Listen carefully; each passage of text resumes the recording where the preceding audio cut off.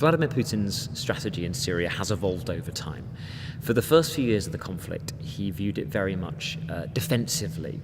He was concerned that if his ally, Bashar al-Assad, fell from power, then it would be perceived as a victory for the United States and its allies. So Russia defended the Assad regime. It prevented any criticism of Syria at the United Nations Security Council. It continued to provide weapons and money to keep the Assad regime going.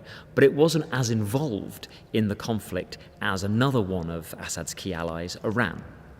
From around 2014, that position shifted, and Putin saw an opportunity in Syria to go on the offensive, to actually use the Syria conflict as a means to not just defend Russia, but actually to boost its regional prestige. And so he upped his support for the Assad regime right at the moment when the Assad regime was actually looking quite weak and on the back foot. So in September 2015, he sent Russia's Air Force in to support a new assault by President Assad on rebel positions. And the logic behind this was that Russia would now be the main international actor in Syria, that if you wanted any kind of deal on Syria, you had to go to Moscow.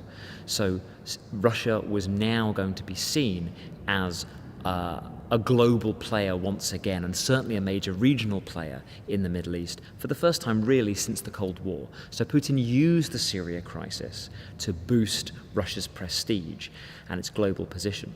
The problem, however, is that the conflict hasn't really gone the way that he'd wanted.